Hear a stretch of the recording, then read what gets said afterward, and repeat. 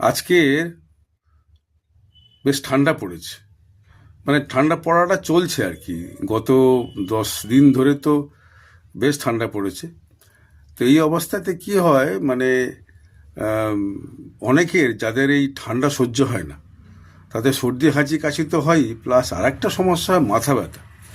তো আমাকে বেশ কিছু জন আমাকে হোয়াটসঅ্যাপ করেছে বা বিশেষ করে মেসেজ করেছে যে স্যার, এই ঠান্ডা হাওয়া যখন মাথায় লাগছে না, প্রচণ্ড মাথা ব্যথা করছে। তো মাইগ্রেনে তো ভুগি, কিন্তু এই শীতকালটা কি করে বলুন তো বাঁচা যায়, ঠান্ডাতে থাকতে পারছি না। তো তাদের উদ্দেশ্যে বলি, দেখুন, এরকম কোনো মেডিসিন হোমিওপ্যাথিতে নেই যে খেলেই মাথা ব্যথা কমবে। আমাদের লক্ষণ লাগে, লক্ষণ ছাড়া হোমিওপ্যাথি ওষুধ দেওয়া যায় না। তো তাও আমার অভিজ্ঞতা অনুযায়ী আমি দেখেছি কয়েকটা মেডিসিন ভালো কাজ হয়। তার মধ্যে একটা মেডিসিন আছে যেটা মোটামুটি দিলে পরে কাজ হয় ঠান্ডা লাগলে পরে। কি লক্ষণ?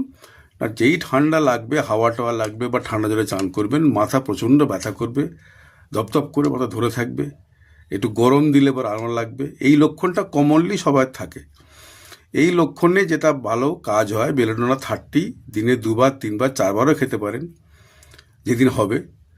তো ওই একদিনই খেলে মাথা ব্যথা কমে যাবে। আর যদি চান এটাকে যাতে সহ্য করতে পারেন, তাহলে বেলেডোনা 30 দিনে 2বার করে 3-4 দিন খাবেন, তাহলে এই ঠান্ডা লাগাটা অনেকটা কমে যাবে। তো এই ছোট্ট একটা ভিডিওটা যদি আপনাদের কারোর কাজে লাগে, তাহলে আমি খুব তৃপ্তি পাবো।